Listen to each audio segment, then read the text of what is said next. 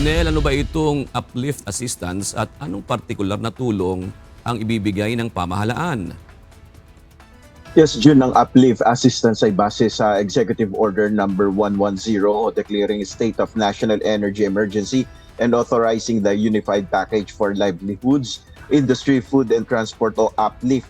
Ito ang magsisilbing tulong sa mga sektor na apektado ng patuloy na pagtaas ng presyo ng produktong petrolyo at bilihin.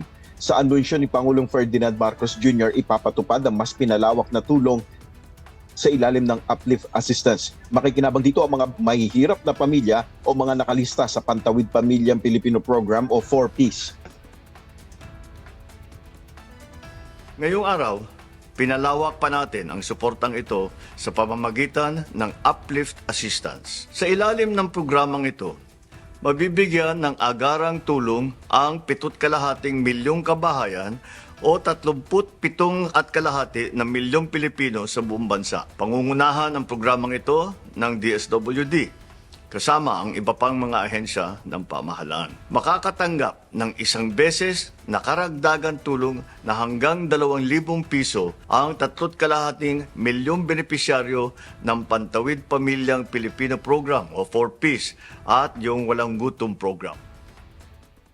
Bukod rito, ayon sa Pangulo, palalawakin rin tanggap rin ng tulong ang mga manggagawa na may maliit na kita.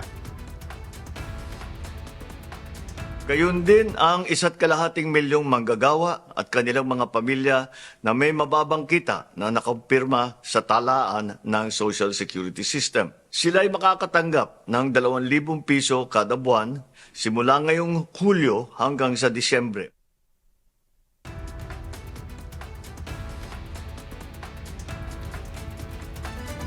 Layunin niya ng uplift assistance na mapangalagaan ang kakayahan ng pamilyang Pilipino na matustusan ang kanilang pang-araw-araw na pangangailangan.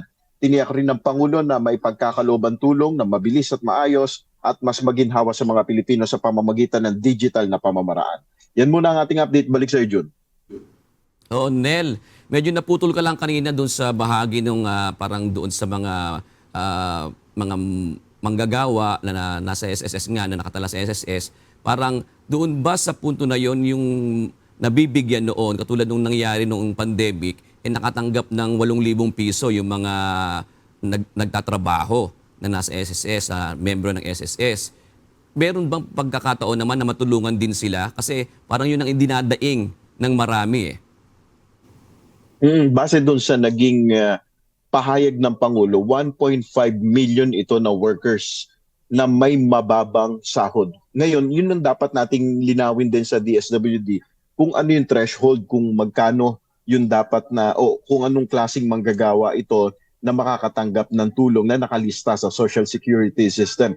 Kung ito ba ay mas mababa pa dun sa minimum wage na natatanggap, o ito ba ay hindi naman siguro may tuturing to ng mga middle income workers, dahil hindi natin alam kung papaano yung magiging guidelines dito, dahil ang implementing agency nga dito ay DSWD, June. So yun yung aabangan natin, yung detalye, kung sino ba itong 1.5 million workers na tinutukoy ni Pangulong Marcos na makakatanggap ng 2,000 pesos kada buwan mula July hanggang Disyembre. June. Alright. Maraming salamat, Nel Maribuhok.